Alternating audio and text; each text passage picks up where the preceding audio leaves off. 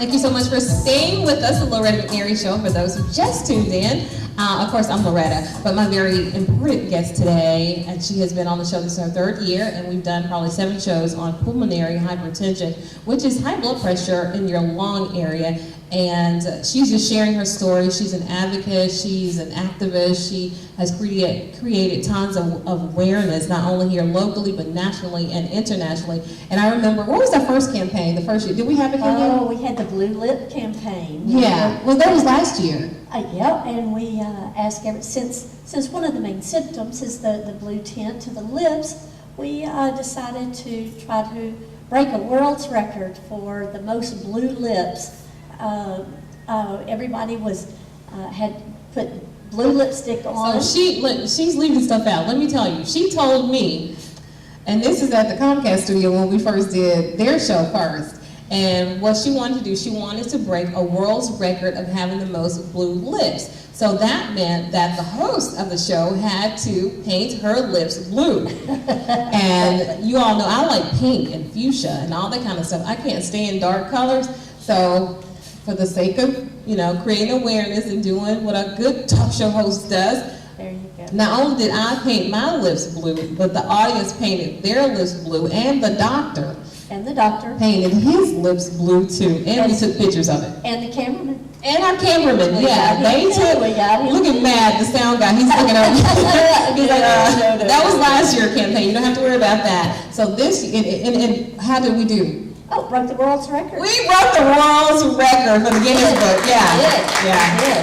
Very, very proud, very, very proud of that. And they were asking her, what did you do in Memphis? How did you get everybody excited? So she has gone and had many, many interviews on an international scale with magazines and people talking about her all overseas and asking her how she's been able to create all this awareness. So she's been awesome. I tell you, she is very persistent. Well, and a lot of other PHers have also joined in the awareness campaign.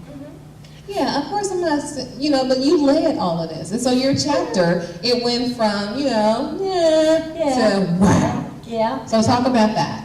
Well, we've had, we decided to start a support group for those who were newly diagnosed and were scared. They didn't know what was going on, and just like I did. And I've done a lot of research, as Loretta said. And I wanted to assure people that as long as it's caught early, there's treatments for it now. There's non-treatment. When I was first diagnosed, the only oral medication that I take now is Traclear, about $6,000 a month. Let me tell you, her medicine I know, I'm looking at the audience and you should see your eyes are like this big. But yeah, her medicine, which is in a little tiny bottle, they don't even give you a big bottle to make you think you got like $6,000 worth of medicine. But of course it's worth it because it helps save her life. But it is the least expensive. Of the 9. It's of the 9. Of the least. And also, something that is interesting is that Viagra was invented for this disease. Did you know that? Did you know that? Its generic name is sildenafil citrate.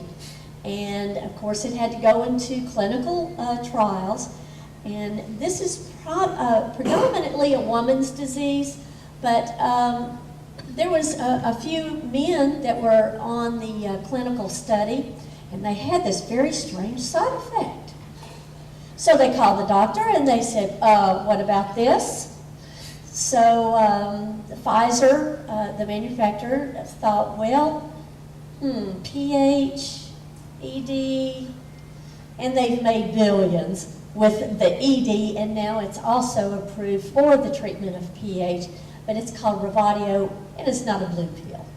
Thank goodness. We don't want people going in people's hypertension. There's a lot of ladies and a lot of children that are on Viagra or sildenafil citrate because it's a vasodilator. It opens up the veins and the vessels in the lungs, and that's what the problem is, because oxygenated blood can't get through to the rest of the body.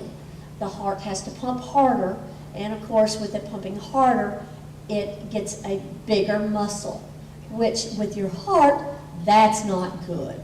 No, Not an enlarged heart. And when I first met her, another thing that really scared me, she has her oxygen on now, but when we started doing this show and creating awareness, they didn't make them small and pretty like this where you can kind of hide it. You've seen people out in the grocery stores and Walmart and stuff with the big oxygen tank. So when I met her, I'm just like, Lord, how am I going to get through with this? I'm feeling sorry for her when this lady has more energy and more tenacity and more perseverance and more oompa than any 12 people I know. So I had no reason to feel sorry for her. And she's taught me a lot about being grateful, just being grateful.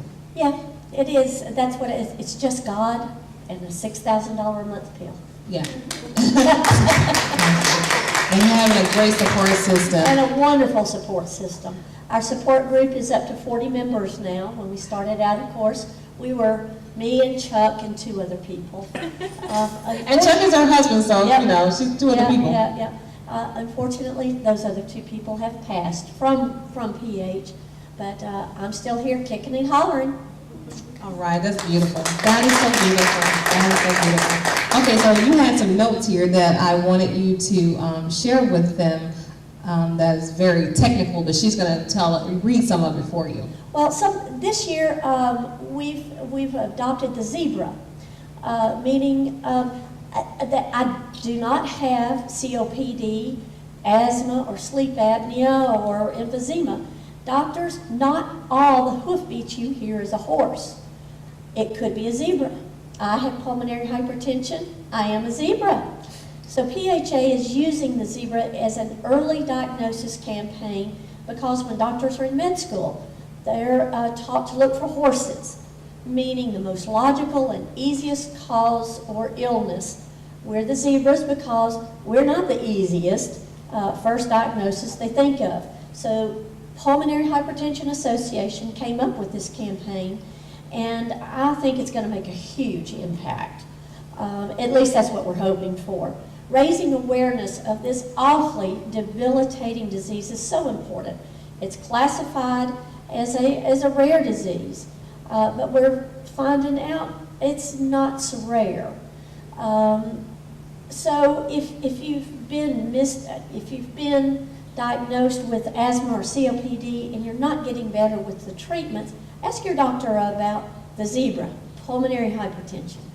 Don't you just love that? They're being very creative in their campaigns, and it's something that we can relate to, because we know, and I love zebras. I think they're the most awesome animal. Have you ever seen one in person? I mean, they're like perfection with the stripes and the white, and I'm like, it's just really beautiful, beautiful. So I'm glad you guys chose a zebra, and I can wear a zebra any day of the week, but I can't do blue lipstick every day of the week. But I would, to create awareness, I would take a stand and I would do that. So we're going to talk more about pulmonary hypertension, and we're going to talk about all the hard work that she's done here locally and how it's paying off big time internationally. So don't go anywhere. We'll be right back.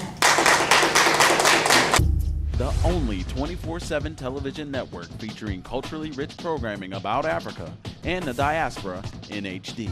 To make sure that these young Africans grow up in a society that can be better than it is today.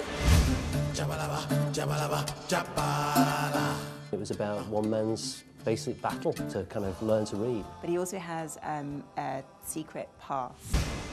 The soil I received has no radioactivity and an abnormally high water content. Council requests that you exit the museum. We're in the Republic of South Sudan.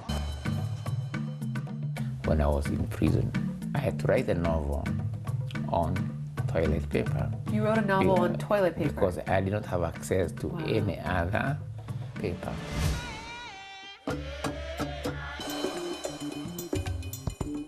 I have a child.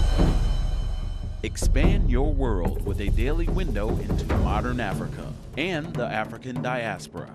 The Africa Channel in HD, where Africa comes alive.